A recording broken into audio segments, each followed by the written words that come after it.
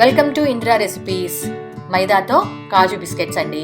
వీటిని కాజు మసాలా కానీ కాజు బిస్కెట్స్ కానీ అంటారు. ఇంట్లో చాలా ఈజీగా చేసుకోవచ్చండి. ఒక్కసారి ట్రై చేయండి. మేము ఇక్కడ 1/2 కిలో మైదా పిండి తీసుకున్నామండి.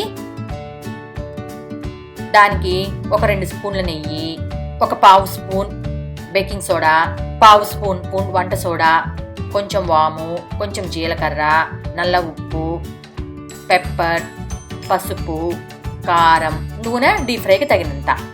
మీకు బేకింగ్ సోడా లేకపోయినా పర్వాలేదండి, ఏమీ ఇబ్బంది లేదు. వీటన్నిటితో పాటు కొంచెం ఉప్పు అండి, చెప్పడం మర్చిపోయాను.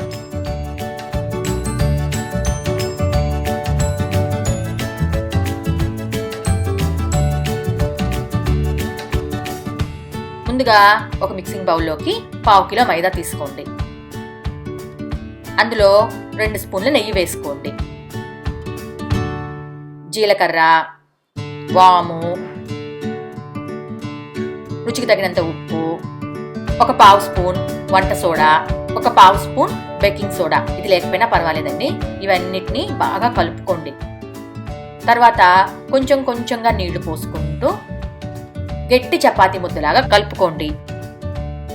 మనం చపాతీ ముద్దలాగా తడుపుకున్న ఈ మైదా పిండిని ఒక 10-15 నిమిషాలు నాననివ్వండి.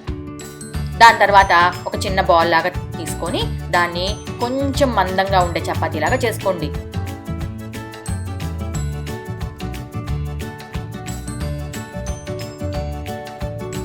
తర్వాత మనకి సిరప్స్కి మూతలు వస్తాయి చూడండి, వాటితో కాజుల్లాగా కట్ చేసుకోండి.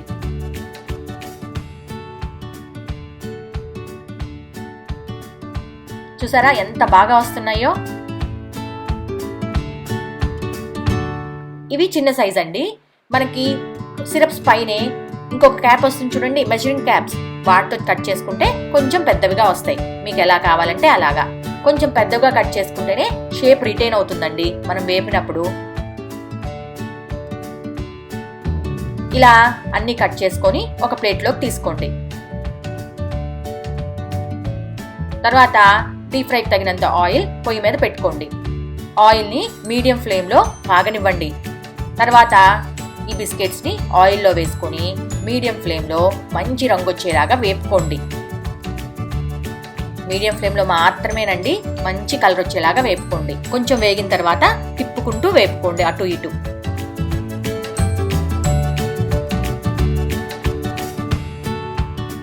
అవి మంచి కలర్ వచ్చిన తర్వాత మనం తీసి ఒక బౌల్లోకి వేసుకుందామండి. చూసారా ఎంత బాగున్నాయో, అచ్చు జీడిపప్పు లాగే. తర్వాత ఒక ప్లేట్లోకి కొంచెం నల్ల ఉప్పు, సాల్ట్, పెప్పర్, పసుపు, కారం ఇవన్నీ వేసుకోండి. నల్ల ఉప్పు లేకపోయినా పర్వాలేదండి, ఉప్పు, పెప్పర్, కారం, పసుపుతో కూడా బాగుంటుంది టేస్ట్. అన్నీ కలుపుకొని మనం ముందుగా వేయించుకొని పెట్టుకున్న ఈ జీడిపప్పుల్లోకి వేసుకోండి. అదేనండి మన జీడిపప్పు బిస్కెట్స్ లోకి వేసుకోండి. ఒక్కసారి అంతా బాగా కలుపుకోండి. అవసరమైతే కొంచెం వేడి నూనె ఒక 1/2 స్పూన్ వేసి కలుపుకోండి. అప్పుడు మసాలా బాగా అంటుకుంటుందండి బిస్కెట్స్ కి. మీ దగ్గర నెయ్యి లేకపోతే 2 స్పూన్ల వేడి నూనె అయినా వేసుకోవచ్చు, లేదన్నా వెన్న అయినా వేసుకోవచ్చండి. ఏదైనా పర్వాలేదు. గుల్ల రావటానికి కోసమే మనం 2 స్పూన్లు వేసేది.